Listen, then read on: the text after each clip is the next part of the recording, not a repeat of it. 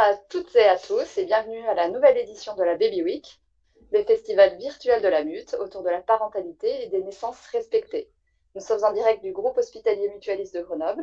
Je suis Clémentine Vidal, gynécologue obstétricienne sur la maternité et je suis cet après-midi accompagnée d'une grande partie de l'équipe. Chaque après-midi de la semaine, nous vous proposons des lives avec des conférenciers venant du monde entier et tous les matins, vous pourrez retrouver la rediffusion de la première édition de 2021. À l'occasion de ce festival, vous pouvez tenter de remporter un week-end dans une résidence Poppins de votre choix. Pour participer, il suffit de vous rendre sur le site avec.fr et de vous inscrire au tirage au sort. Pour cette nouvelle journée, nous avons le plaisir de recevoir le docteur Camille Véran, gynécologue obstétricienne sur la maternité. Elle travaille également à la Maison des femmes de Grenoble. Dans cette conférence, Camille va aborder l'impact des violences vécues au cours de sa vie de femme, sur sa grossesse et son accouchement. N'hésitez pas à poser toutes vos questions dans le chat afin que le docteur Véran puisse y répondre à la fin de son intervention. Camille, nous te laissons la parole. Bonne conférence à toutes et tous. Merci beaucoup. Merci. Ouais. Est-ce que Clélia, tu peux mettre en grand écran? Hein? L'écran là. En fait, tous nos gynécos derrière, en tout cas, pour les il y a des césariennes. Clélia, est-ce que tu peux mettre sur le mode plein écran la présentation, s'il te plaît? Elle ne peut pas faire plus, là. Appuyer sur la petite, juste à côté, là où il y a un petit carré avec un truc dessous. L'icône en bas, à droite, à côté du moins. L'icône en bas à droite, à côté du moins. Là, ça met en plein écran. Sur PowerPoint. Non. L'icône, voilà. Relance. Ouais. Mais non, mais c'est... Elle va relancer. Ah, bah super. Ah, c'est ça les lives. Voilà. Merci beaucoup. Voilà, j'entends pas ça. Et bien, merci Alexandra et Clémentine pour cette invitation à vous parler. Alors, l'avantage du sujet, c'est qu'il est un peu large, donc on pourra parler des violences en général, et puis après, on fera une deuxième partie sur les violences obstétricales en particulier. Première chose, c'est que c'est un sujet qui peut être un peu impactant. Donc, pour les personnes qui seront en difficulté, il faut être attentif à vos besoins, arrêtez. Il faut savoir qu'on va aborder des sujets qui peuvent être difficiles pour les personnes qui sont en contact. Et il faut être précautionneux avec ça. Et puis, la deuxième chose, c'est qu'il faut éloigner les petites oreilles des enfants de ce PowerPoint parce qu'on va aborder des choses qui ne sont pas toujours à leur portée et de leur âge. La question des violences, elle prend de plus en plus de place au niveau médiatique, au niveau de la santé dans notre société. C'est un sujet qui est de plus en plus visible. Il a été rendu visible par les médiatisations, par les réseaux sociaux, par la littérature, par la presse. Il a été politisé aussi, et notamment sur la question des violences de l'intime. Il y a une évolution dans les années du statut de victime et de la considération du statut de victime avec les impacts que ça peut avoir sur elle. Et donc, c'est ce que je vous disais, on va commencer par parler des violences en général, de leur impact sur la santé et notamment de l'impact sur les grossesses. Diapo suivante.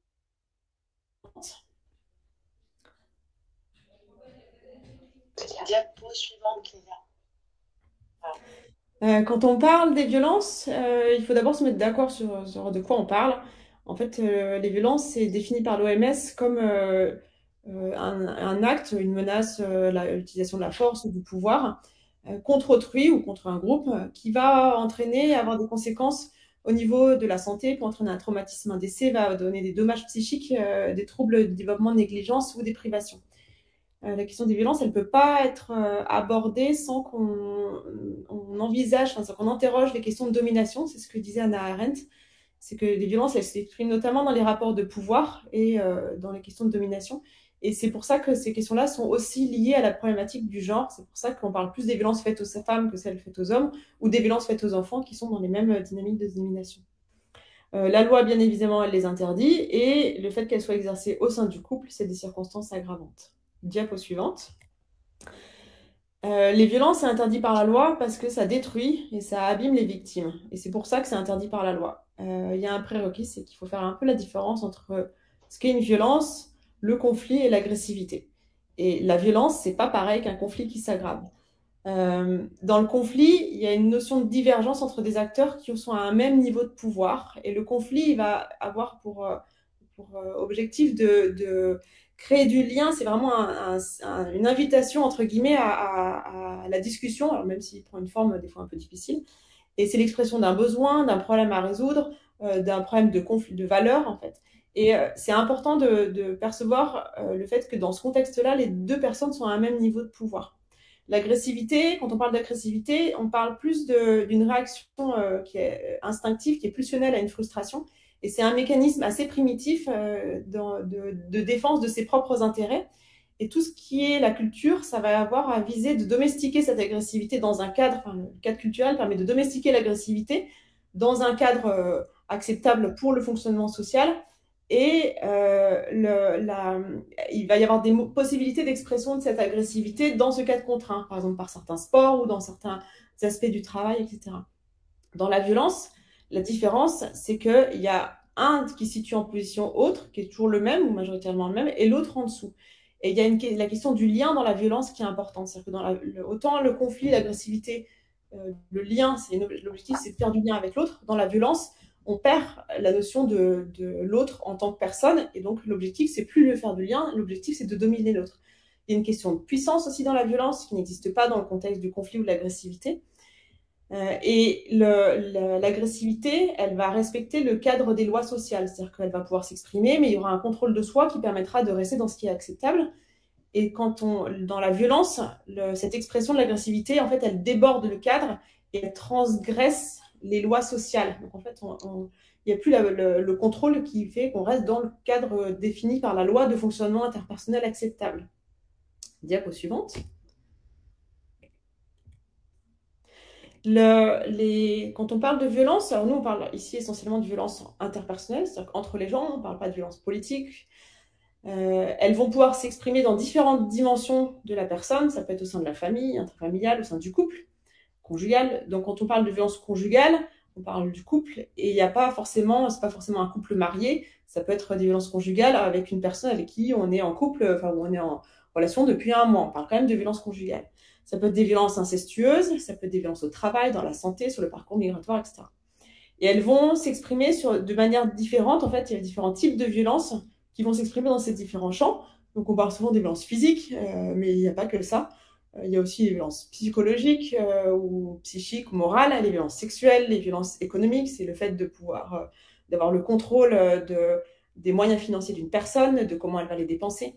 Les violences administratives, c'est le fait d'avoir les contrôles de ses papiers, par exemple, de empêcher ou restreindre ou faire du chantage avec une personne pour la régularisation de ses papiers ou de certains droits administratifs. C'est une violence administrative.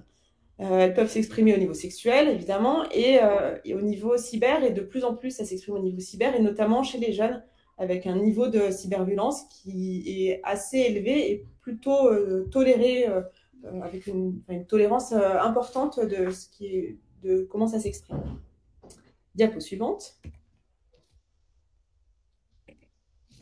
Là, la question de l'identification des violences, elle est importante parce que en fonction de l'éducation, du groupe social, de l'âge qu'on a, etc., on va pas forcément identifier des éléments comme violents ou comme anormaux.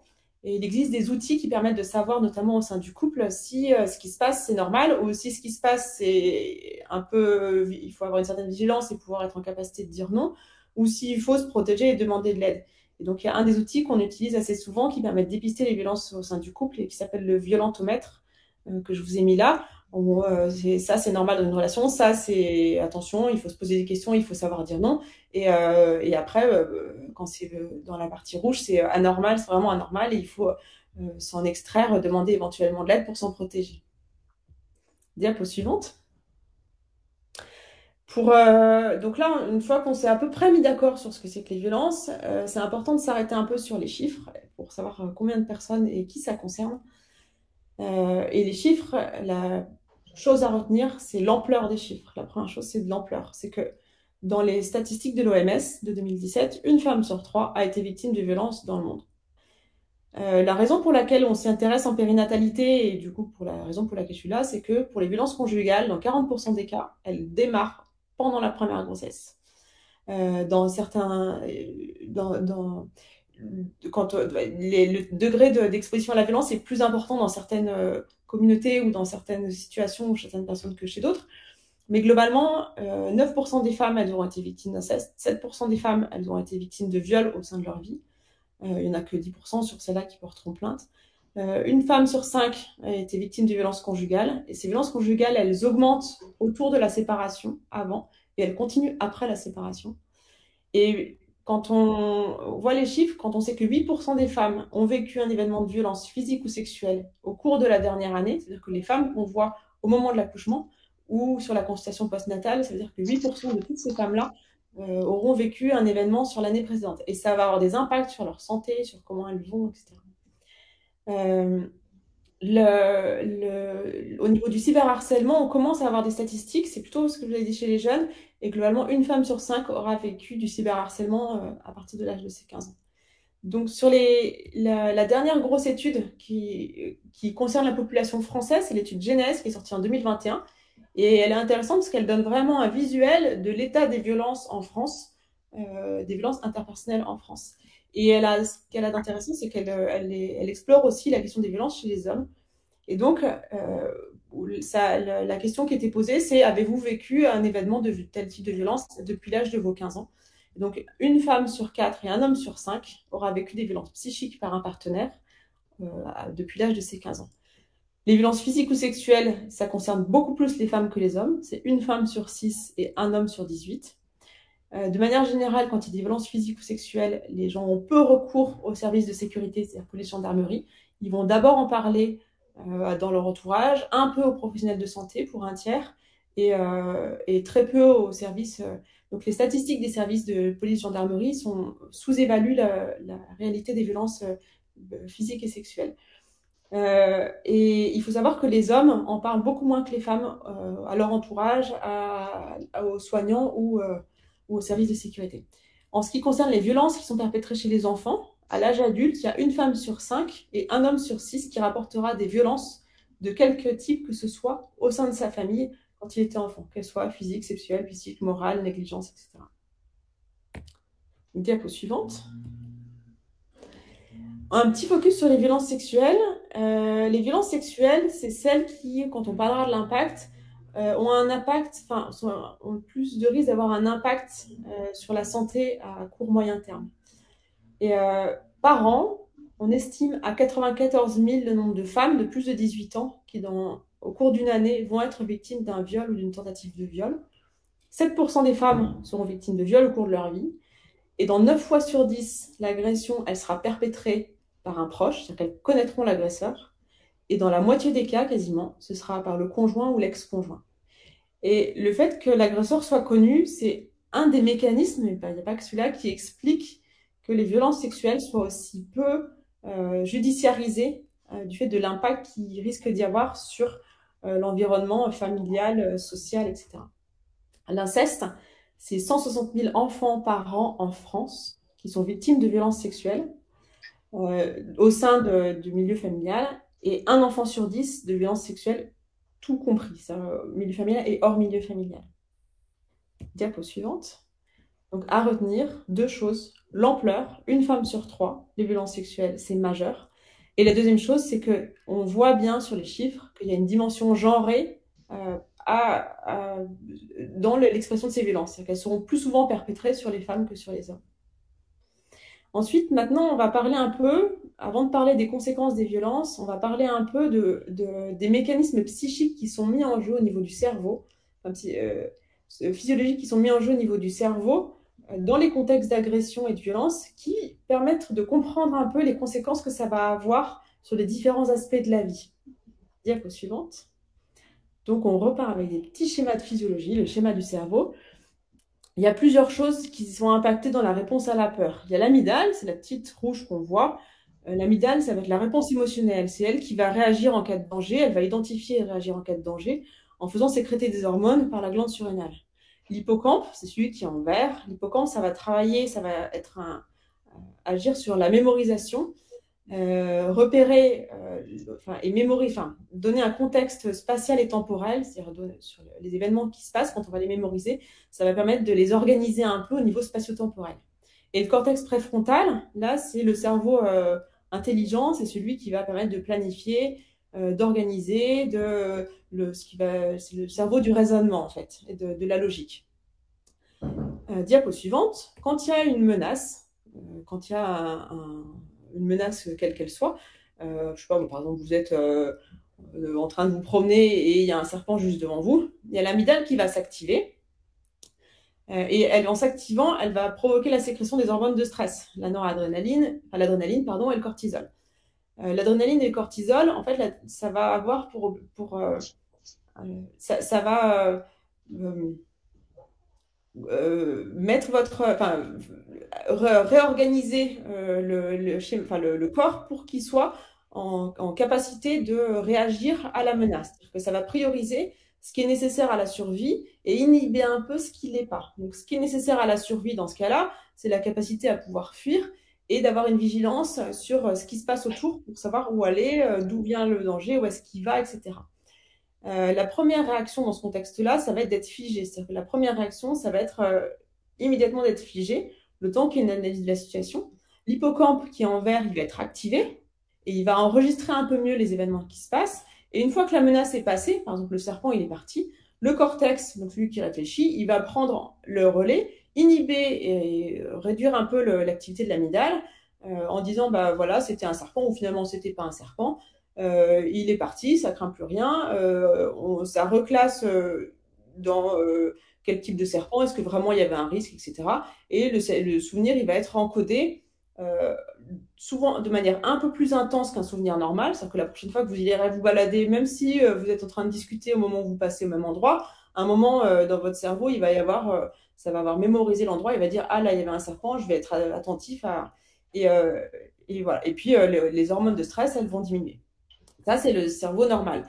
Petit aparté, c'est que quand il y a la sécrétion d'adrénaline et de cortisol, dans ces moments-là, ça va inhiber dans un premier temps le cerveau qui réfléchit. C'est-à-dire que toutes les fonctions exécutives du cerveau, celles qui permettent de planifier, de raisonner, etc., elles vont être un peu inhibées au début. Elles reviennent après quand la menace, elle diminue, mais sous l'effet de ces hormones-là, en fait, elles sont inhibées. Et les premières réactions qu'on a dans les contextes de peur ou de stress comme ça, c'est des réactions qui sont autonomes et assez primitives, et c'est pas des réactions qui sont réfléchies. Et c'est pour ça que dans certains contextes de peur, on peut avoir des réactions qui sont un peu inadaptées à ce qu'il aurait fallu faire. C'est que c'est pas des réactions qu'on a fait de manière consciente et réfléchie. C'est des réactions assez primitives. Diapo suivante. Ensuite, dans le contexte du trauma, le trauma, ça va être un événement qui va être vraiment très important, avec un sentiment de danger de mort imminente qui va être effractant au niveau psychique. L'amygdale, elle va être activée et elle va être trop activée. C'est-à-dire qu'en fait, elle va être activée de manière extrêmement intense, avec une sécrétion extrêmement intense de cortisol et d'adrénaline. Et ça va induire un état de sidération, c'est-à-dire que l'état qu'on avait dit au début sur la peur où on se fige, en fait, il va être particulièrement intense. Avec la sidération, il n'y aura pas de réaction possible, c'est-à-dire qu'il n'y aura pas de réaction motrice, on ne pourra pas bouger, on ne pourra pas parler, on ne pourra pas penser. Il n'y aura pas de mouvement possible et le cerveau, il va être complètement coupé du corps. Il va y avoir on peut être soit, par exemple, comme dans un état où on tombe dans les pommes, ou à l'inverse, dans un état très tonique, c'est-à-dire de catatonie ou de rigidité, comme un battant. Et en fait, ces réactions-là, c'était vraiment des réactions qui étaient primitives quand on habitait dans la forêt. C'est que quand on croisait une menace importante, le fait de se figer, c'était une manière de protéger contre un éventuel prédateur qui allait nous attaquer. Et dans ce cas-là, le cortex, lui, il n'arrive pas à analyser la situation, il n'est pas capable de dire si c'est normal ou pas. Et l'amygdale, enfin l'hippocampe, pardon, celui qui est en vert et qui encode les souvenirs, au début, quand on a une petite peur, il est particulièrement activé. Et là, à l'inverse, il est inhibé. C'est-à-dire que son activité, elle est complètement rabaissée. Et cette sécrétion de cortisol et d'adrénaline, elle continue, elle est vraiment très très intense, avec un risque, si on bouge ou si on continue, d'atteindre les fonctions cardiaques et neurologiques qui sont importantes à la survie. Diapo suivante. Donc, pour revenir sur la sidération, c'est vraiment un état de stupeur émotive. Il y a comme une perte de connaissance et vraiment un aspect catatonique. Le temps, il s'arrête. Et c'est un moyen de protéger de la souffrance en s'en distanciant. C'est ce que je vous disais, un mécanisme archaïque de défense. C'est une forme de camouflage dans le milieu naturel. Et il n'y a pas de mouvement physique possible. C'est-à-dire que même si on vous parle, il n'y a pas de mouvement possible. C'est vraiment un blocage complet. Diapo suivante.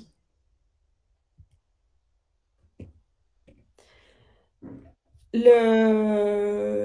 ça, on en a un petit peu parlé déjà. Du coup, l'amygdale, elle s'allume. Et au bout d'un moment, l'amygdale, elle sécrète les hormones de stress, l'adrénaline et le cortisol. Et en fait, elle va les sécréter tellement que ça va mettre en danger la survie de la personne, parce qu'il y a un risque d'arrêt cardiaque ou de blessure neurologique. Et le cerveau, dans ce contexte-là, pour protéger de ça, il va disjoncter le lien avec l'amygdale. Ça va provoquer ce qu'on appelle la dissociation traumatique. Diapo suivante. Donc, le cortex préfrontal, il va couper l'amygdale pour diminuer un peu les sécrétions d'hormones de stress. Ça va amener à la sécrétion d'hormones plutôt qui vont diminuer la douleur, calmer, qui sont la morphine et la kétamine. Et ça va amener à un état de dissociation, c'est-à-dire une anesthésie complète, émotionnelle, physique et psychique. C'est-à-dire qu'il va y avoir une sensation de dépersonnalisation, de ne pas être dans son corps, une sensation un peu d'irréalité. Et ça va impacter sur la mémorisation des souvenirs traumatiques. On va en parler après. Diapo suivante.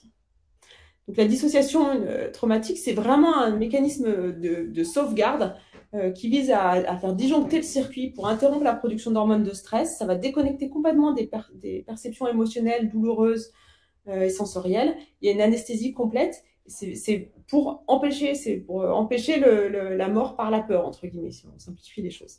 Diapo suivante. La dissociation, elle peut durer soit quelques minutes, soit elle peut durer quelques heures. Et dans les contextes de stress répété ou de stress qui dure longtemps ou de stress très intense, elle va pouvoir s'inscrire dans la durée. Et quand elle s'inscrit dans la durée, ça a un coût important. C'est un mécanisme de survie, mais qui a un coût important pour les victimes parce que ça va altérer leur capacité affective et relationnelle. Que pour pouvoir être en relation, il faut être en capacité de lire ses ressentis, ses émotions, ses perceptions. Ça va altérer la capacité à se défendre, à s'opposer, à se révolter. Parce que du coup, pour savoir que c'est anormal, il faut l'avoir intégré et perçu. Ça va donner un seuil élevé de tolérance émotionnelle à la douleur et au stress. On peut avoir des patients qui, dans ces contextes-là, peuvent avoir des points sans anesthésie, ils vont rien sentir. En fait, ils sont complètement déconnectés de leur... Et ça va avoir des impacts à long terme sur la santé relationnelle des personnes. Diapo suivante. Donc la dissociation traumatique, ça empêche d'agir, ça donne la sensation d'irréalité, il va y avoir une absence d'émotion, et les personnes, elles peuvent rester dissociées. Et cette dissociation traumatique, ça va être un mécanisme utilisé par les agresseurs pour continuer, dans les contextes notamment de violence conjugale, à avoir de l'emprise sur la victime. C'est-à-dire que ils vont perpétrer et reproduire cette dissociation traumatique et créer la dissociation par les actes violents. Et les personnes dissociées, qui ont été des fois dissociées, sont les victimes idéales parce qu'elles vont avoir accès facilement à la dissociation et le fait d'être coupées de ses émotions et de ses sensations, ça les rend plus vulnérables à la reproduction de schémas violents. Diapo suivante. Après, en ce qui concerne la mémoire, dans les contextes de trauma, le fait qu'il y ait une interruption du circuit entre l'amygdale, donc c'est la petite glande rouge, et l'hippocampe, le vert, ça va empêcher les souvenirs traumatiques de s'intégrer normalement comme les souvenirs habituels. C'est-à-dire que ça va empêcher l'intégration de la mémoire émotionnelle des violences.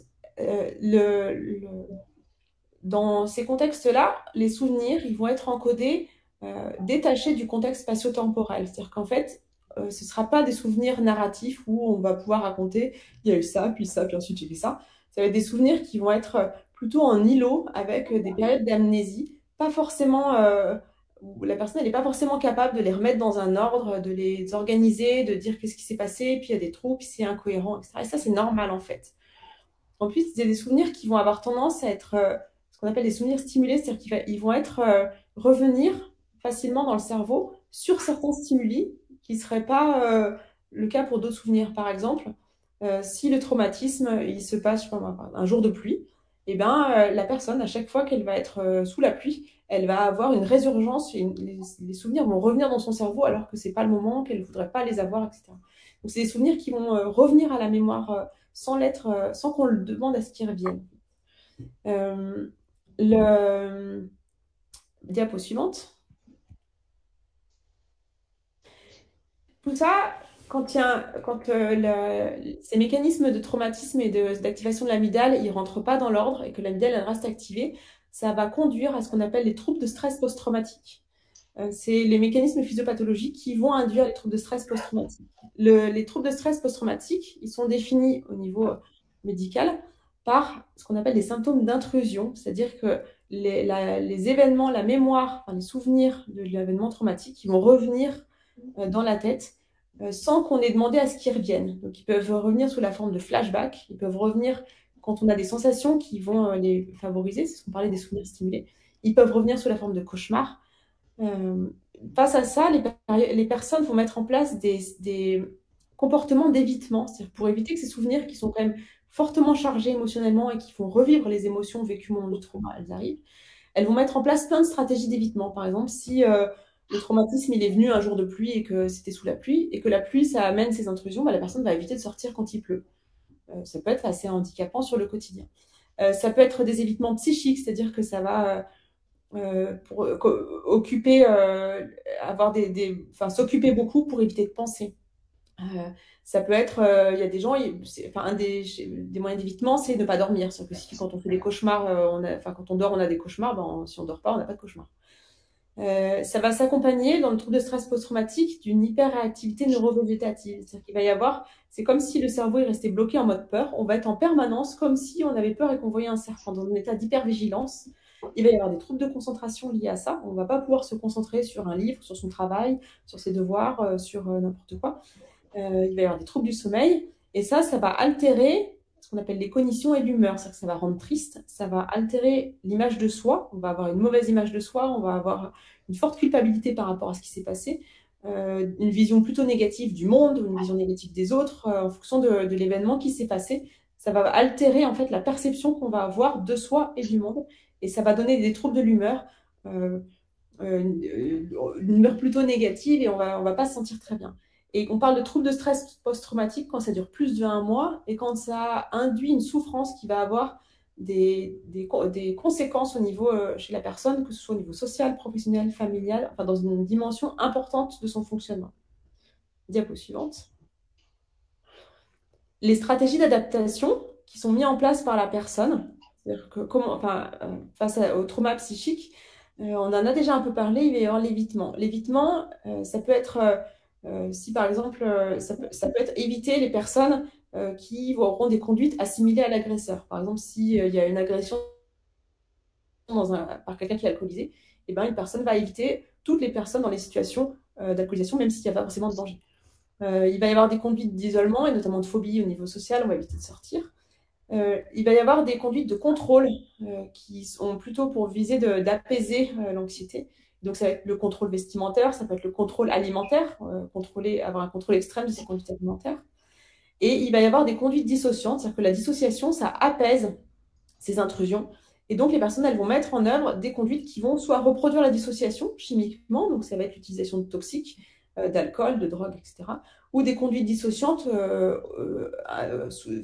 internes, par exemple, alimentaire, c'est l'anorexie ou la boulimie, ou d'auto-agressivité, de se faire mal pour reproduire les schémas douloureux et avoir accès à la dissociation. Diapo suivante. Une fois qu'on a compris un peu les mécanismes des violences, on peut aller sur les conséquences. Et donc, les conséquences des violences sur la santé, elles sont majeures. C'est le premier facteur de risque. Je crois que vous êtes un peu avancé sur le... Ah non, c'est bon. Non, c'était ça, excusez-moi. C'est le premier facteur de risque de mort précoce, les violences. C'est le premier facteur de risque de suicide, de dépression à répétition.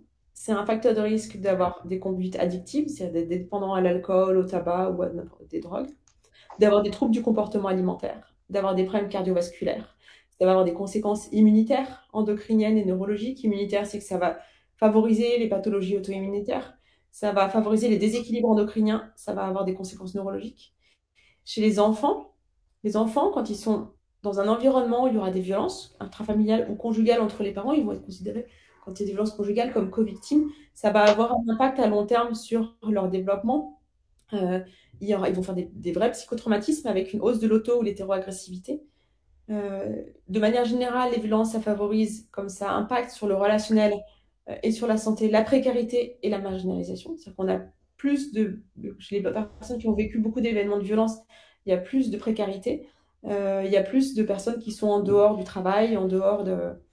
Et c'est un facteur de risque de subir à nouveau des violences. Diapo suivante. La principale étude qui a montré ça, la plus grande, c'est l'étude ACE de Felitti. Et cette étude, on peut calculer son score individuel d'ACE en regardant sur Internet. Elle évalue l'impact des expériences traumatiques de l'enfance sur la santé à long terme, sur la santé globale. Et le fait d'avoir vécu des expériences traumatisantes dans l'enfance, ça augmente le risque d'avoir du diabète, de l'hypertension, de faire des cancers, d'avoir des infections, d'avoir des problèmes pendant les grossesses, d'être dépendant à l'alcool, d'avoir des problèmes au niveau du travail, au niveau relationnel, etc., etc. Diapo suivante. Alors celle-là, elle est volontairement illisible, parce qu'il y a tellement de concepts que c'était bien de ne pas trop les voir. À court terme, donc on a parlé du psychotrauma quand il y a des violences. Et au niveau somatique, c'est au niveau du corps, à moyen et long terme, il va y avoir 3 types, en gros, de conséquences. Ça va donner des douleurs chroniques, ça va donner des troubles fonctionnels, c'est-à-dire que les organes vont moins bien fonctionner. Ça va avoir des conséquences sur le fonctionnement des organes, liées au fait qu'il y a des hormones de stress qui sont à un niveau élevé, liées au fait que ça va désorganiser les réponses immunitaires, etc., inflammatoires. Et ça va donner des troubles lésionnels, c'est-à-dire qu'à force d'être soumis à ce stress chronique, ça va amener à des atteintes d'organes. Et ça c'est le cas au niveau digestif, c'est que chez les gens qui ont subi des violences, il y a plus de troubles fonctionnels digestifs. C'est le cas au niveau du squelette et des muscles, donc il y a plus de douleurs articulaires, il y a plus de douleurs musculaires, de douleurs musculo-squelettiques en général, il y a plus de fibromyalgie. Il y a plus du fait de l'immunité, il y a plus de pathologies auto-immunes. Il y a plus de problèmes cardiovasculaires, il y a plus d'hypertension, il y a plus de diabète, il y a plus d'obésité. Il y a je suis en train de me perdre même dans les conséquences. Il y a il y a plus de cancers chez les femmes qui ont vécu des violences, il y a plus de cancer du col, il y a plus de cancer du poumon. Et après, au niveau psychique, il y a un coût psychique, c'est-à-dire que c'est un facteur de risque de pathologie psychiatrique sur le long terme qui est vraiment important.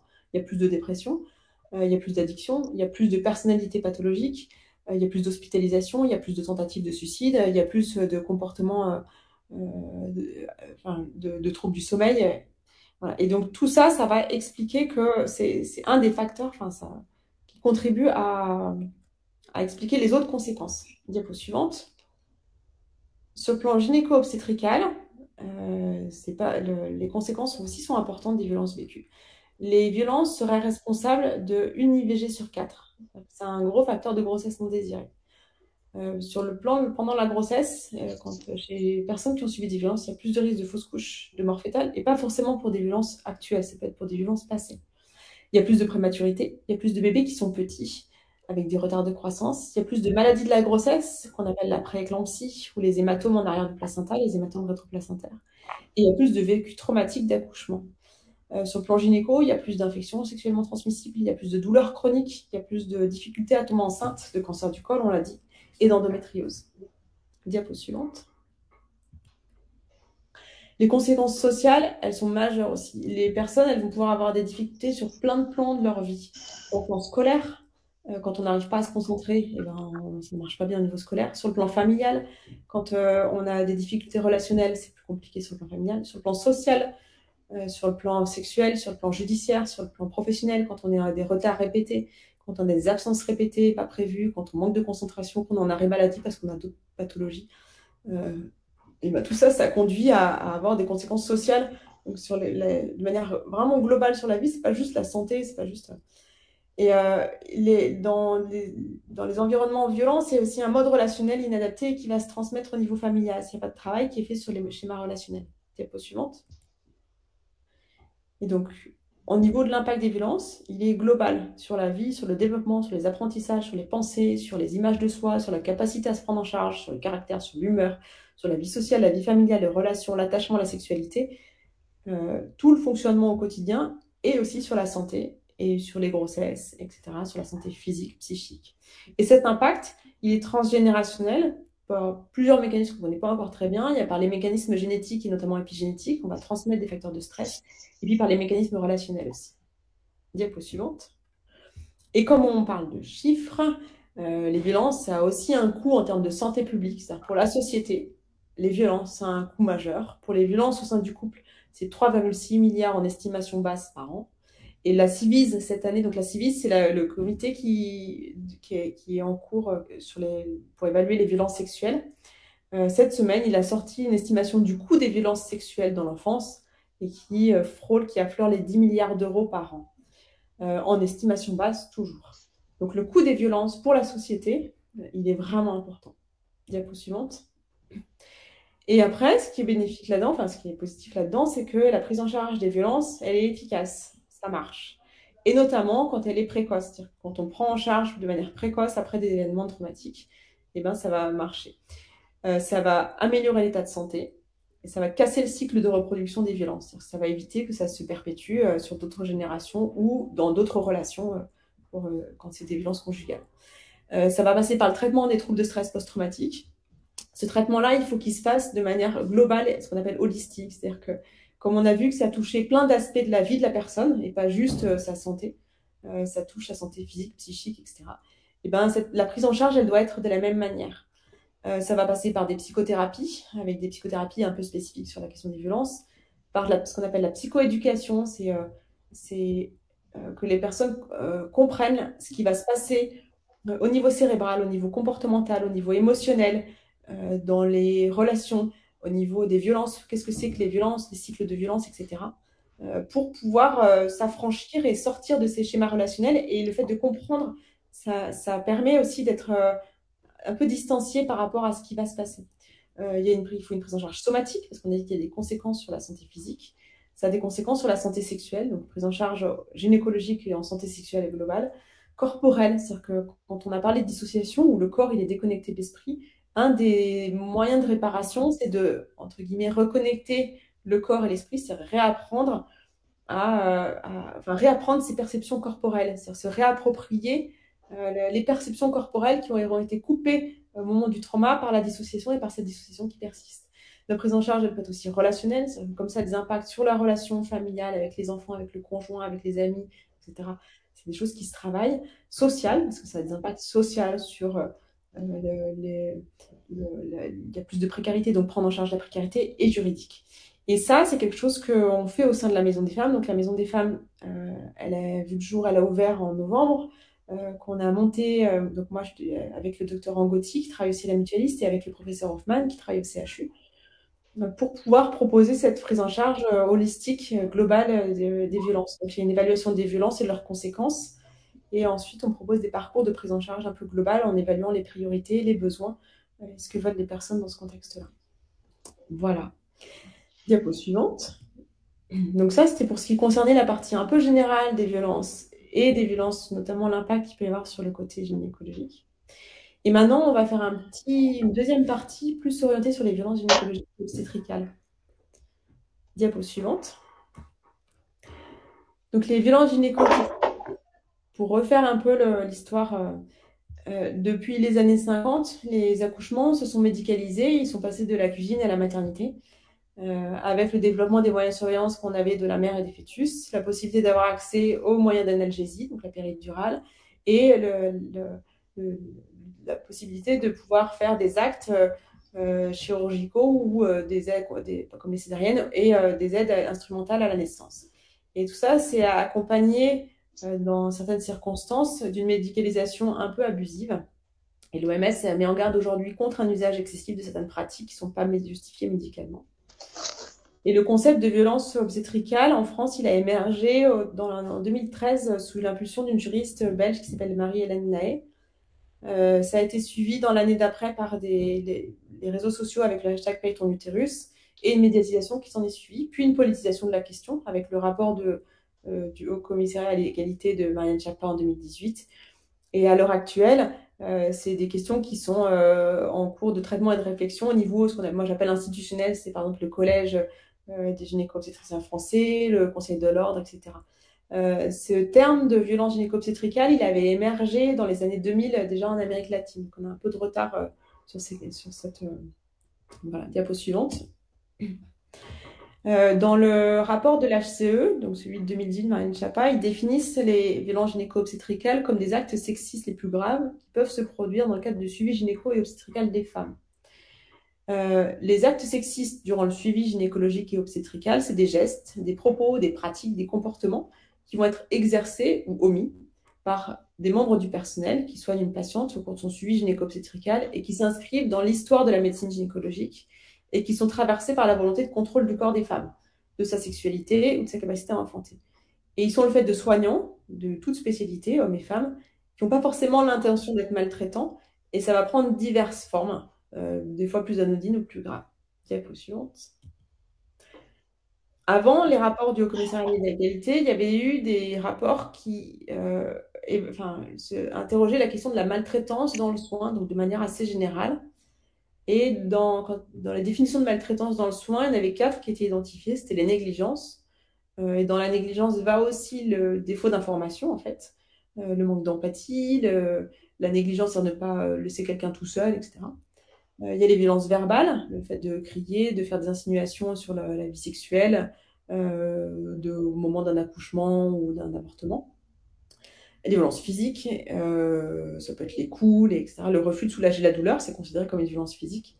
Des fois à but punitif, le fait de faire une suture à vif, de ne pas donner les médicaments qui vont soulager dans certaines circonstances, les violences sexuelles.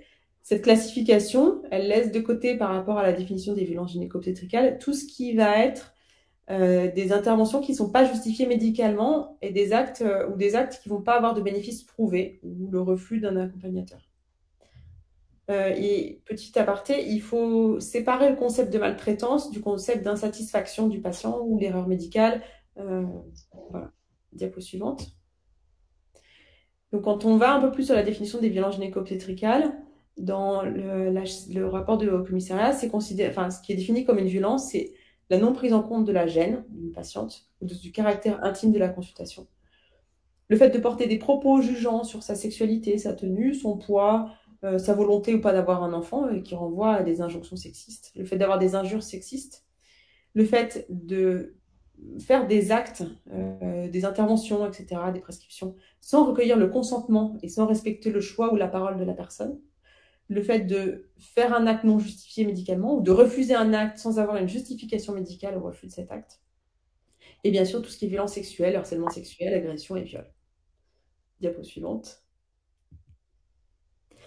En termes de fréquence, la maltraitance dans le soin de manière générale, elle était identifiée dans certaines études chez 10% des hommes et 20% des femmes. Donc les femmes sont plus exposées, il y a une différence selon le genre.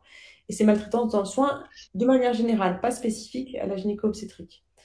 Il y a peu de données pour les violences gynéco-obstétricales, c'est-à-dire que c'est pas encore recherché dans les études épidémiologiques.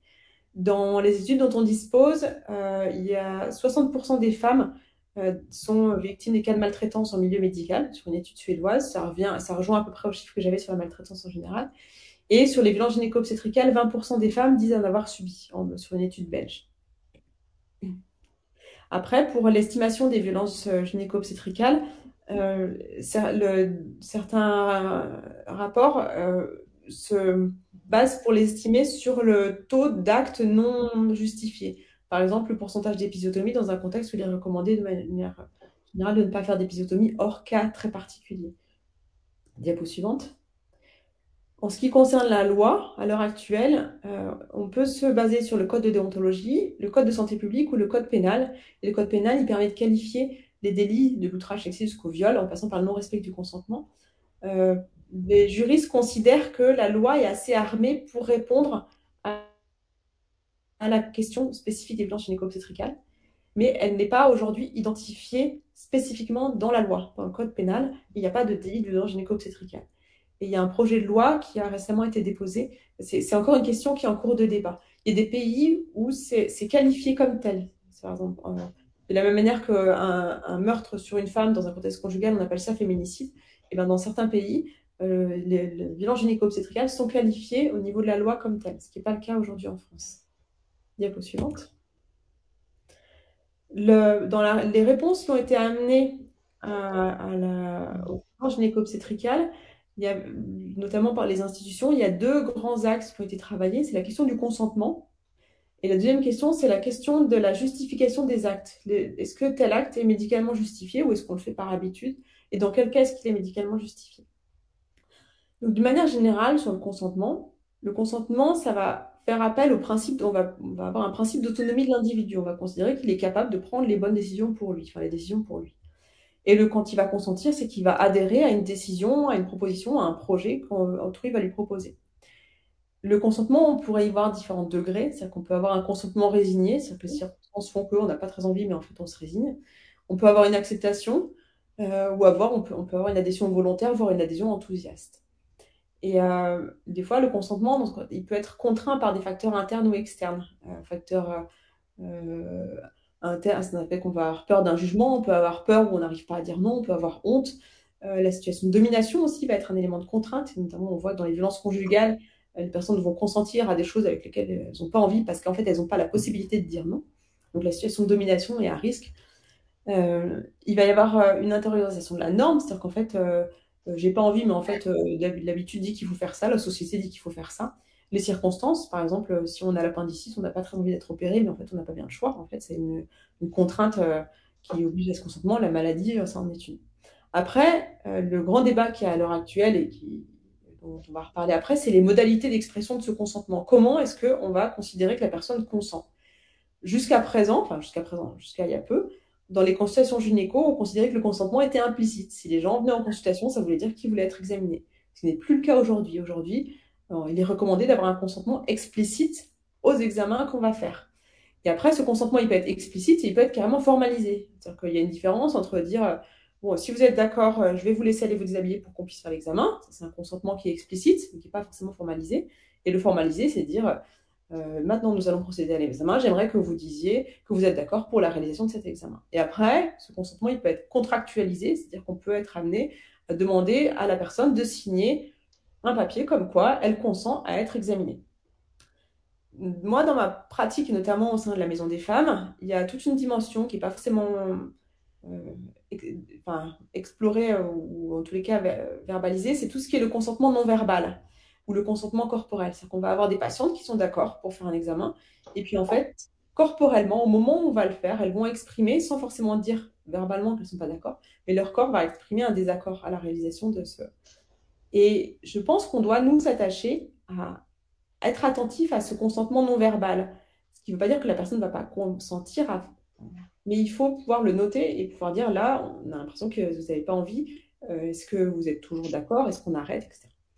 Et le consentement, c'est quelque chose qui va sur lequel il y aura probablement des réflexions qui va être encore amené à bouger. Et notamment tout à l'heure, quand on parlait des mécanismes des violences, notamment de la peur, dans certaines circonstances de stress intense, on a vu que les fonctions cognitives supérieures, elles étaient un peu inhibées et que c'était des réactions automatiques qui prenaient le relais. Et donc, la question aussi, c'est dans quel moment est-ce qu'on est en capacité de pouvoir... est-ce que notre jugement est toujours pertinent dans toutes les circonstances? Et ça, au niveau du consentement, c'est une question qui peut être importante. La deuxième chose, c'est qu'on a des biais cognitifs. On sait qu'il y a des biais qui sont liés au mécanisme du cerveau. C'est-à-dire comment on prend en considération ces biais dans un consentement éclairé, etc., par la personne. Et puis la deuxième chose, c'est que le consentement, moi, ce qui me gêne, par exemple, sur la contractualisation du consentement, c'est que c'est comme s'il était gravé dans le marbre. On peut le donner à un moment et le retirer. Et du coup, ça, c'est pas... La contractualisation, elle ne doit pas empêcher qu'on puisse le retirer à un moment si on n'est plus d'accord. Donc on peut être d'accord pour avoir un examen, mais en fait, ce jour-là, finalement, on a un autre problème qui fait qu'on ne le veut pas, ou on ne veut pas avec cette personne, ou on ne veut pas tel truc, on ne pensait pas que c'était ça. Donc voilà. Diapo suivante. Dans le soin, c'est assez particulier, parce qu'en fait, dans le soin, on va consentir à une atteinte de l'intégrité du corps, ou à une atteinte un examen qui va toucher à la sphère intime. C'est un consentement qui est un peu contraint par la maladie. Il y a une asymétrie relationnelle entre le soignant qui sait et le patient qui ne sait pas. Et du coup, le droit du patient, il va avoir une visée de rééquilibrage dans ce contexte-là. Diapo suivante. Et dans le code de santé publique, le consentement, il doit être une décision partagée. C'est-à-dire que le médecin ou la sage-femme va informer et donner une information loyale et claire sans chercher à influencer ou à intimider la personne. Et cette décision, elle va être c'est la personne qui va prendre la décision, c'est le patient qui va prendre la décision de manière informée et guidée. Diapo suivante. Là, à l'heure actuelle, il y a eu un rapport tout récent suite à une saisine du Conseil consultatif national d'éthique. L'ordre a émis des recommandations, le collège des gynéco-obstétriciens aussi. Pour le consentement, il faut une information préalable qui va justifier l'examen, expliquer son déroulement et les gênes et douleurs occasionnées. Il incite à prendre en compte les réticences et les refus, même si elles ne sont pas exprimées, et être vigilant sur le contexte de vulnérabilité individuelle. C'est-à-dire que dans certaines circonstances, les personnes ne vont pas forcément être en capacité de verbaliser leur non-consentement à la réalisation d'un acte, etc. Une petite aparté pour la question des violences, c'est que on a vu qu'une des conséquences des violences était la difficulté à avoir une perception de ses besoins. Et les antécédents de violence, c'est une situation de vulnérabilité individuelle particulière dans l'expression du consentement. Diapo suivante. On ne peut pas parler des violences gynéco-obstétricales sans faire un focus sur le contexte soignant à l'heure actuelle.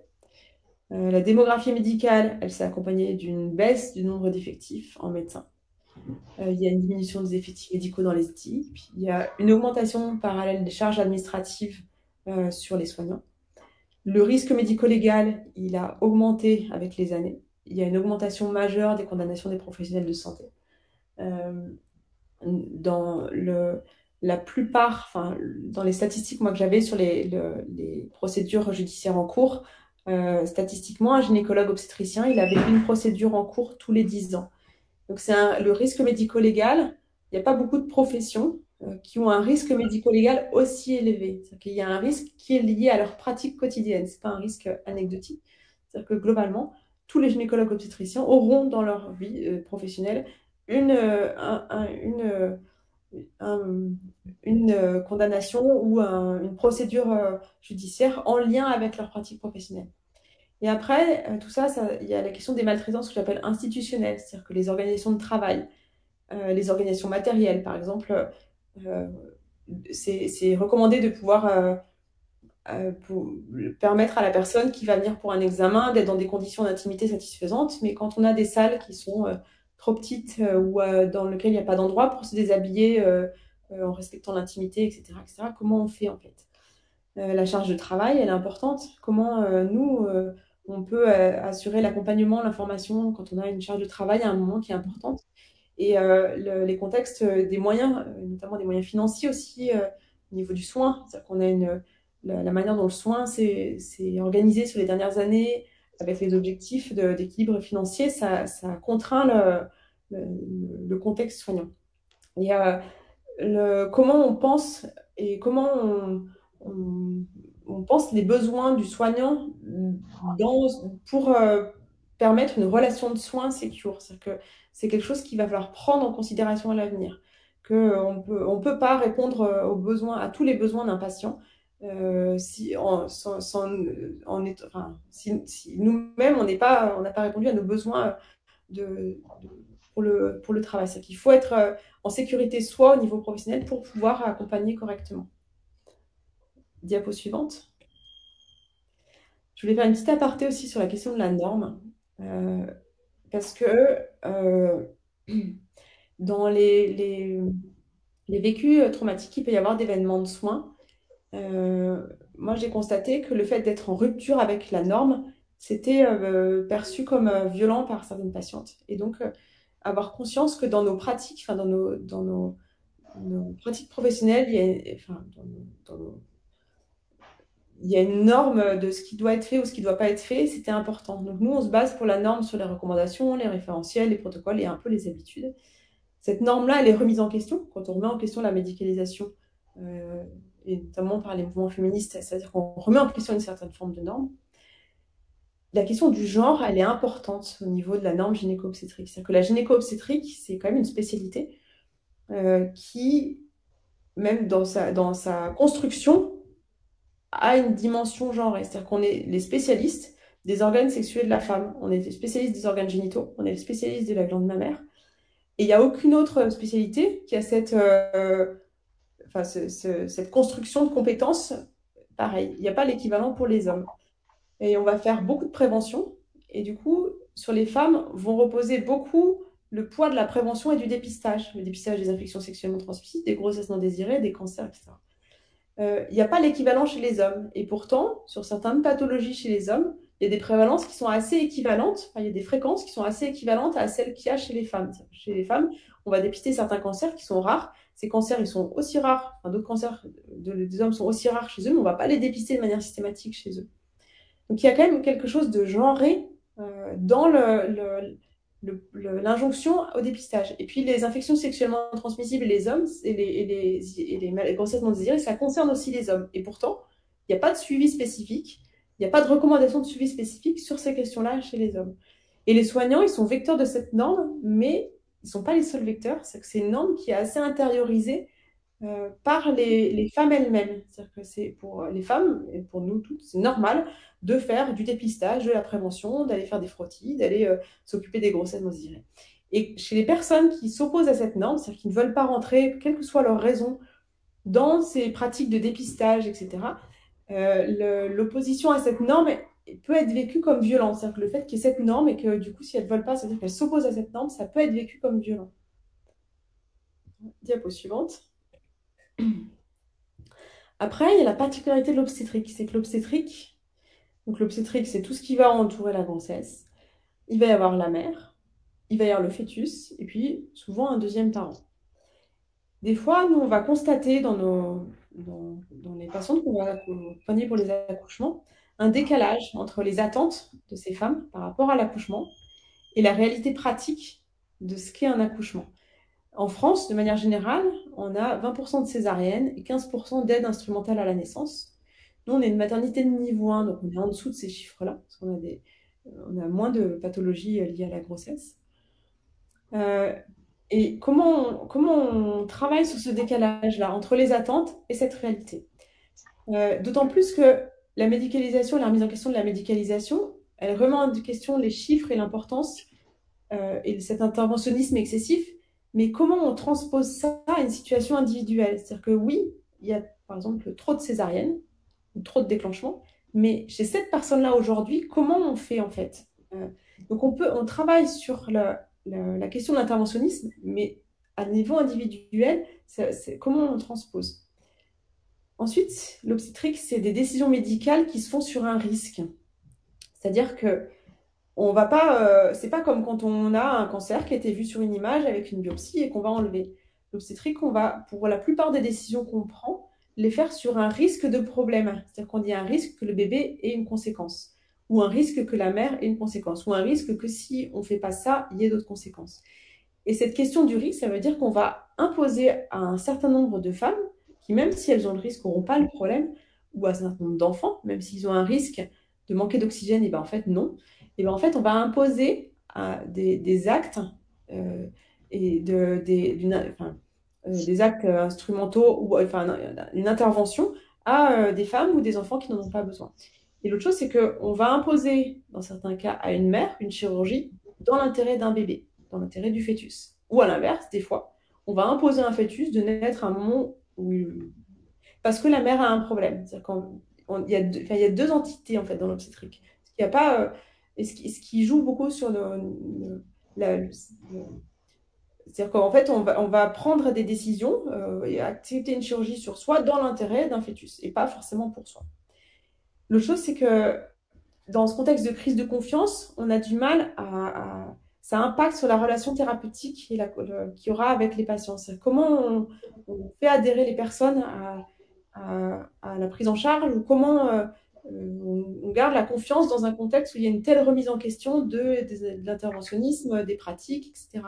Et c'est compliqué. Et l'autre chose, c'est que nous, ce qu'on constate, c'est qu'il y a beaucoup d'enjeux au moment de l'accouchement chez les mères. Il y a une tendance sociétale avec un impératif de réussite autour de l'accouchement. Il faut qu'elle réussisse à accoucher voix basse, qu'elle réussisse à accoucher sans péri, qu'elle réussisse l'allaitement, qu'elle réussisse... Et en fait, ça leur met un poids aussi sur les épaules de tous ces enjeux de réussite leur dire qu'elles pourraient juste accoucher tranquillement. Et après, l'accouchement en soi, c'est quand même un moment physique et psychique très particulier qui va activer les mêmes mécanismes de stress que ce qu'on a vu, qui met dans des états assez similaires et qui va pouvoir des fois réactiver des choses en plus anciennes. Voilà, diapo suivante. Pour les vécus traumatismes d'accouchement, alors quand on a parlé des traumas tout à l'heure, on a dit que les souvenirs, il peut y avoir, enfin, les souvenirs, il faut être stimulés, c'est-à-dire qu'il va y avoir des éléments qui vont faire revenir les souvenirs à un moment où on ne le veut pas. Et par exemple, quand il y aura eu des violences sexuelles à un moment avant dans sa vie, l'accouchement, c'est un risque de résurgence de ces souvenirs traumatiques ou les examens gynéco. Et ça peut expliquer dans certaines situations, les mauvais vécus d'accouchement. De manière générale, les syndromes de stress post-traumatique après un accouchement, c'est quand même assez fréquent, c'est 1,5 à 6% des accouchements. Tout à l'heure, on a parlé du syndrome de stress post-traumatique, donc c'est l'évitement, les intrusions, une hyperactivité neurovégétative qui dure plus d'un mois, qui impacte sur le fonctionnement. Les autres facteurs de risque d'avoir un vécu traumatique, c'est le fait d'avoir eu un accouchement compliqué avant. Le fait d'avoir une intervention médicale, et notamment les interventions médicales pendant un accouchement qui sont urgentes, et ça arrive des fois. Le fait d'avoir une douleur extrêmement importante, le fait d'avoir une perte de contrôle importante par rapport à ce à quoi on s'attendait, le fait d'avoir un projet au moment de cet accouchement et qu'il y ait un échec sur ce projet. Et le contexte de soigne, enfin, avec le personnel, le lien et la confiance qu'il y a avec le personnel, ils sont importants pour prévenir ça. Quand il y a plus de vécu traumatique, quand il y a une maltraitance par le personnel. Et du coup, on l'a dit, quand il y a des antécédents de violences sexuelles aussi. Diapo suivante. Donc, pour prévenir ou éviter les vécus traumatiques d'accouchement, la préparation anténatale, elle est importante. C'est-à-dire que c'est ce qui va permettre de savoir à quoi s'attendre, de pouvoir adapter ses attentes aussi à la réalité de ce qu'est un accouchement, de ce qui peut se passer dans un accouchement. Pendant l'accouchement, ça va être nécessaire d'avoir une information sur ce qui se passe, de communiquer sur ce qui se passe, de ce qu'on va faire, pourquoi on le fait. Nous, en tant que soignants, ça va être important de pouvoir repérer derrière les vécus traumatiques, éventuellement de pouvoir faire des interventions de ce qu'on appelle le débriefing spécifique en cas de vécu assez traumatique. L'étayage, donc l'étayage, c'est le relationnel de la patiente, c'est-à-dire que quand il y a un partenaire qui est bienveillant, un entourage qui est soutenant, qu'il n'y a pas de minimisation de ce qui est vécu, etc., et ben c'est vraiment un facteur de résilience assez fort pour les femmes. Et quand il y a eu des antécédents d'accouchement difficiles, la prise en charge psychologique pendant la grossesse, elle aide beaucoup à ce que le vécu de l'accouchement suivant elle, soit meilleur. Diapo suivante. À la clinique mutualiste, donc dans la maternité du GHM, on a beaucoup travaillé sur nos pratiques depuis plusieurs années par rapport à la question des violences obstétricales, par rapport à l'accompagnement. On a mis en place des groupes de travail, on a fait passer un questionnaire de satisfaction et qui évalue spécifiquement la satisfaction sur l'accompagnement et la question des violences gynéco-obstétricales. On a fait évoluer nos pratiques pour adapter un peu aux attentes et aux envies des patientes avec l'accouchement dans l'eau, la césarienne participative notamment, mais d'autres choses aussi. On a accès à des données qualitatives, c'est-à-dire qui nous dit le nombre d'accouchements par césarienne qu'on fait, d'extraction instrumentale, etc. On a pris en considération la vulnérabilité individuelle, c'est-à-dire les facteurs individuels qui vont faire que la personne va être plus à risque d'avoir des vécus difficiles d'accouchement, notamment le contexte de la grossesse. S'il y a eu des violences vécues, c'est quelque chose qui est demandé par la majorité des professionnels quand les femmes viennent étudier chez nous. Et on a des formations et sensibilisation des soignants assez régulières. Diapo suivante.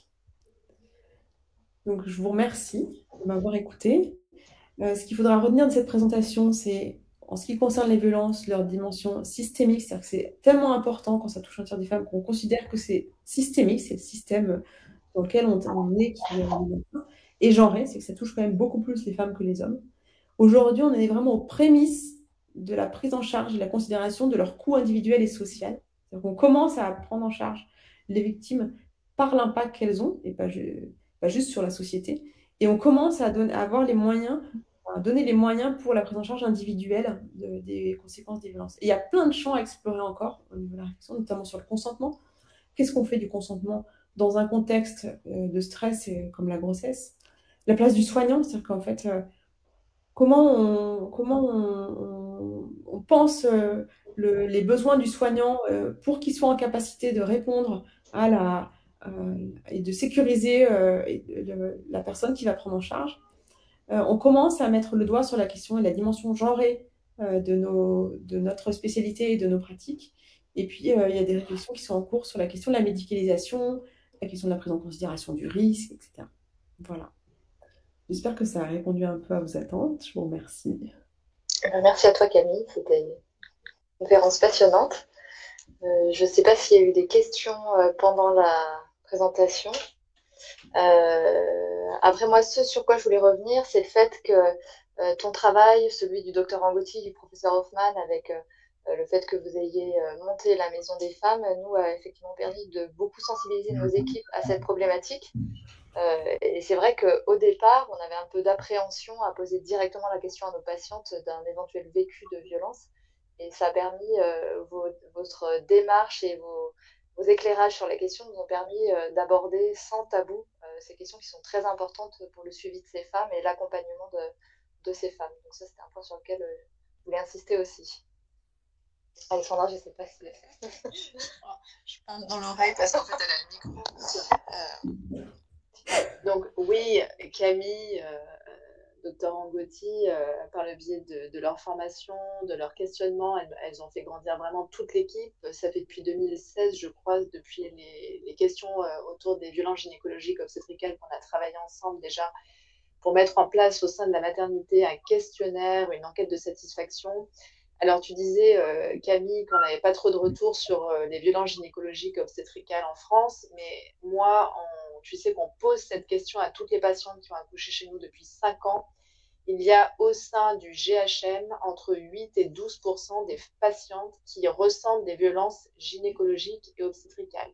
8 à 12% des femmes qui répondent qu'elles n'ont pas été entendues, pas été consultées, qu'elles ont ressenti des violences.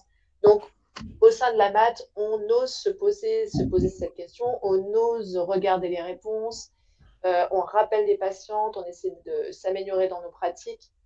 On imagine que s'il y a 8 à 10%, enfin en moyenne, de violences ressenties ici au GHM avec les professionnels impliqués, leur formation, j'imagine que ça peut être ailleurs dans d'autres établissements de France et dans le monde. Donc c'est vraiment un travail de longue haleine et quand on voit les commentaires des patientes, c'est toujours justifié.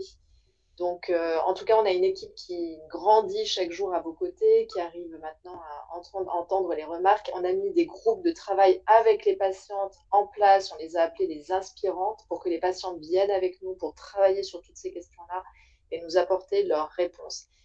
Mais c'est vrai que tu en parlais très bien. Il y a des difficultés sur le terrain puisqu'en fait, il y a un manque parfois de professionnels dans les maternités, un turnover important, un nombre d'accouchements hyper variable d'un établissement à l'autre, mais pas forcément des équipes en regard qui sont satisfaisantes pour prendre le temps, pour expliquer, pour faire les choses comme il le faudrait. Les maisons de naissance, elles nous montrent la voie parce que quand on voit qu'il y a 2 sages-femmes pour s'occuper d'une patiente du début à la fin de son suivi de grossesse jusqu'à l'accouchement, on voit la qualité qui est apportée derrière et la prise en charge des couples qui est complètement différente. Donc là, on est vraiment dans un questionnement, je pense, qui est immense. Comment peut-on faire aujourd'hui dans nos maternités pour apporter une qualité de prise en charge, pour éviter d'être violent? Mais moi, ma question, et je pense que c'est une question quand même, tu parlais de genre, au niveau des genres et la prise en charge des garçons, des hommes. Oui, il n'y a pas de dépistage chez les hommes, il n'y a pas le même suivi au niveau des IST et tout ça, mais qui prend en considération aussi nos adolescents, nos garçons. Pourquoi n'ont-ils pas accès à des consultations avec des sages-femmes pour leur expliquer ce qu'est un consentement, le premier rapport, comment le faire, dans quelles conditions, qu'est-ce que le consentement. On ne les prend pas du tout en considération, nos enfants, nos garçons non plus. Enfin, ils sont complètement délaissés au niveau psychologique. Il y a aucun. Alors ici, sur le GHM, on leur ouvre la porte de toutes les psychologues. Les coparents sont les bienvenus pour discuter avec les psychologues. Mais c'est vrai que depuis l'enfance, comment les mères, comment la société s'occupe des garçons et des hommes par la suite. Parce que quand on est violent, quand on est agresseur, quelque part, on parle des effets qui se coulent, le deuxième effet qui se coule, le troisième, il y a des effets qui se coulent à volonté une fois qu'on a été violenté. toute notre vie en pâtit, sociétalement parlant, physiquement parlant, tu l'as très bien expliqué. C'est pas juste un coup, c'est des millions de coups à répétition tout au long d'une vie. Mais je pense que l'agresseur, quand il tape, quand il violente, il est aussi quelque part derrière impacté par sa violence. Donc, comment les mères aujourd'hui, comment la société aujourd'hui, Camille, peut-être que tu peux nous avoir une piste parce que tu es tellement intelligente que je pense que tu as une vision sur comment doit-on accompagner nos enfants, nos garçons et les hommes dans cette société aussi. Alors, moi, si j'avais eu un budget et des possibilités illimitées, la Maison des femmes, elle n'accueillerait pas uniquement les femmes, elle accueillerait aussi les hommes pour les mêmes problématiques. C'est que même si ces problématiques chez les hommes, elles sont moins fréquentes, en fait, elles existent quand même. Et pour donner un aperçu, quand on fait le travail dans les prisons, parce qu'on fait du travail dans les prisons au sein de la Maison des femmes, on va faire de la prévention dans les prisons. La plupart des hommes qu'on voit dans ces contextes-là, c'est des hommes qui ont été agressés, souvent enfants. C'est-à-dire qu'en fait, on va perpétuer et reproduire les schémas de violence. Donc, c'est la question de l'éducation en général à la sexualité, l'éducation aux violences, effectivement, elle ne se limite pas aux femmes.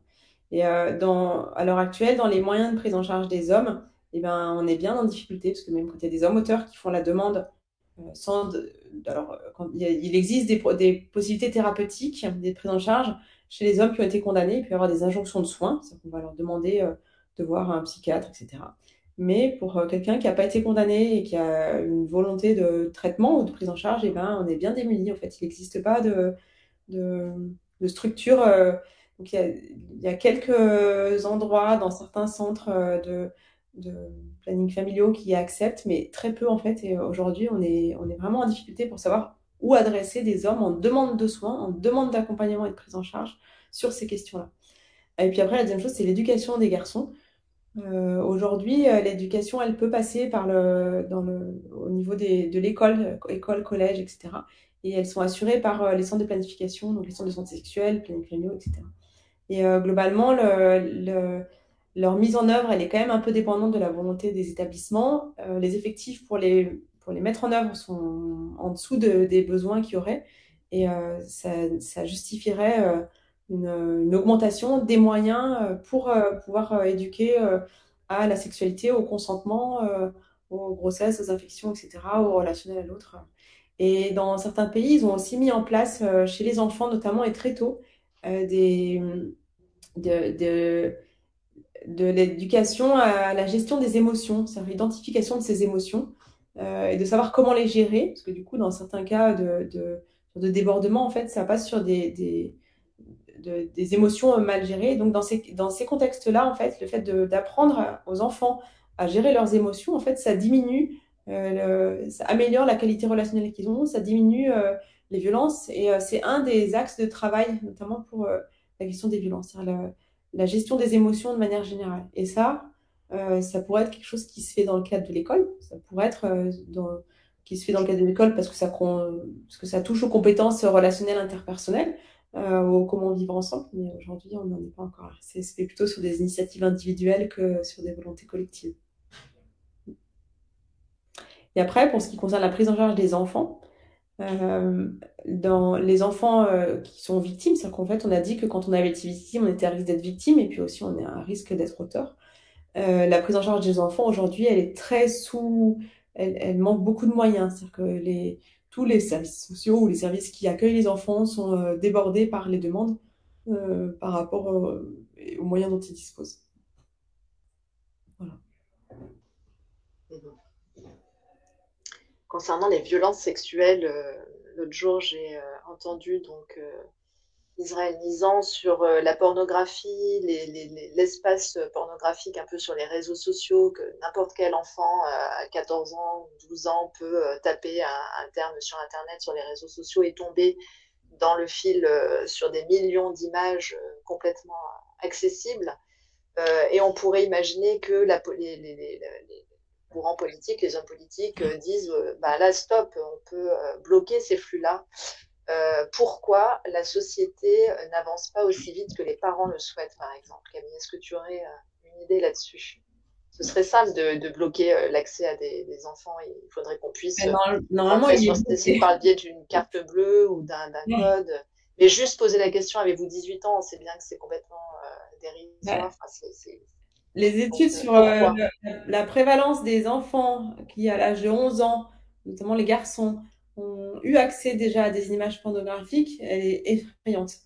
Et il y a aussi un moment où, enfin, ça peut être des questions qui sont aussi posées et que les parents peuvent aborder. Ce qu'on n'a pas forcément l'habitude de faire, c'est assez tabou, comment on va poser la question à son enfant.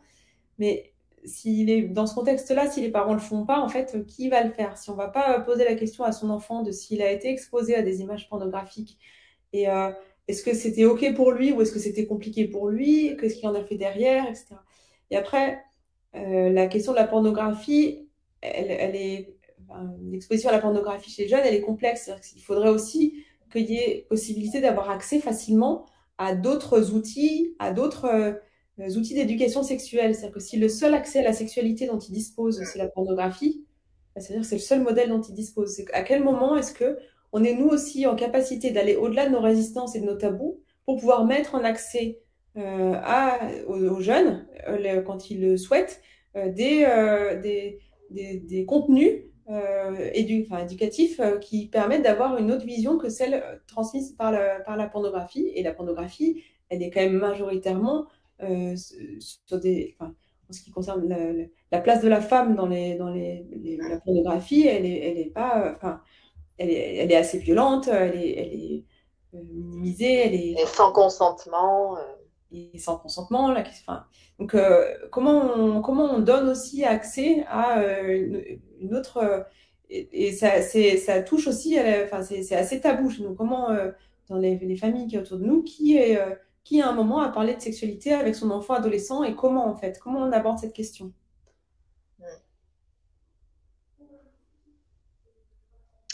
Eh bien, donc peut-être que ce sont les gynécologues et les sages-femmes qui peuvent proposer une première consultation pour aborder tout ça. Ce serait quand même génial et assez révolutionnaire. Voilà. Accueillons les garçons dans les consultations de gynécologie. Ça, je pense que c'est un acte féministe pour diminuer les violences. Peut-être qu'on pourrait mettre ça en place. Et ce serait bien d'avoir dans les centres de santé sexuelle, de manière générale, d'avoir qui sont vraiment orientés sur la prévention et le dépistage et qui font, eux, les accompagnements dans les collèges et les lycées, de pouvoir avoir des consultations pour les jeunes garçons sur la question de la sexualité, des risques, etc.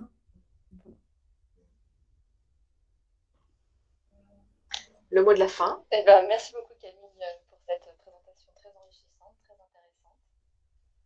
Et merci à tous pour votre participation à cette conférence.